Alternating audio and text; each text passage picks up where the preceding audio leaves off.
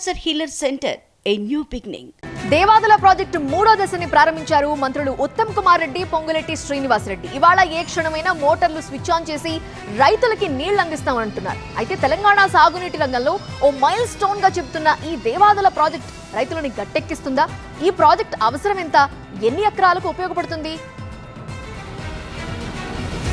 వేసవి ఎండల తీవ్రత, అడుగంటుతున్న భూగర్భ జలాలు, దీంతో జనగామ, హనుమకొండ జిల్లాల్లోని 4 నియోజకవర్గాల్లో అక్కడక్కడ పంటలు ఎండుతున్నాయి. చేతికందే దశలో దేవాదుల ప్రాజెక్ట్ పరిధిలోని వరి పంటలు కూడా దెబ్బతింటున్నాయి. దీంతో దేవాదుల ప్రాజెక్ట్ 3వ దశలో భాగంగా దేవన్నపేటలో నిర్మించిన పంప్ హౌస్ ను మంత్రి ఉత్తమ్ కుమార్ రెడ్డి, పొంగులేటి శ్రీనివాస్ రెడ్డి ప్రారంభించారు.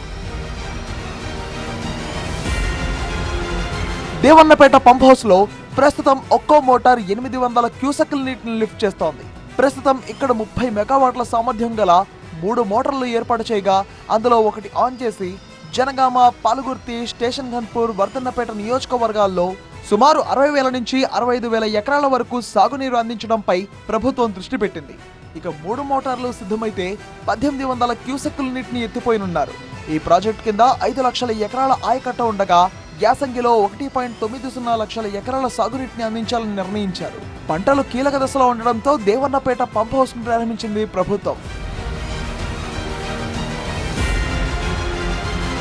దేవాదుల ప్రాజెక్ట్ పూర్తి చేయడమే తమ లక్ష్యమన్నారు మంత్రి ఉత్తమ్ కుమార్ రెడ్డి.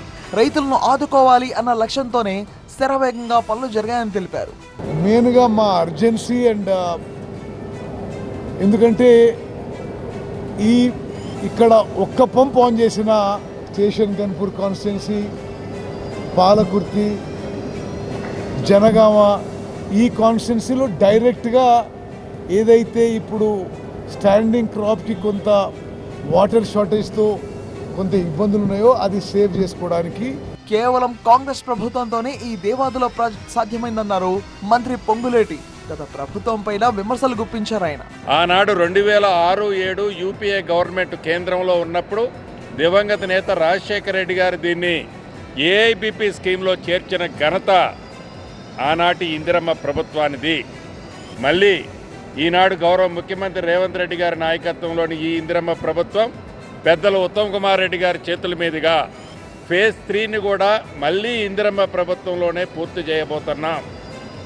అంటే ఇందిరమ్మ ప్రభుత్వం యొక్క చిత్తశుద్ధి, ఇందిరమ్మ ప్రభుత్వం యొక్క కార్యదీక్షత ఎలా ఉంటుందో ఈనాడు మీరు స్పష్టంగా చూడాలి. మొత్తంగా దేవాదుల ప్రాజెక్ట్ తెలంగాణకు మరో వరం అంటోంది కాంగ్రెస్ సర్కార్. Cancer healer centre a new beginning.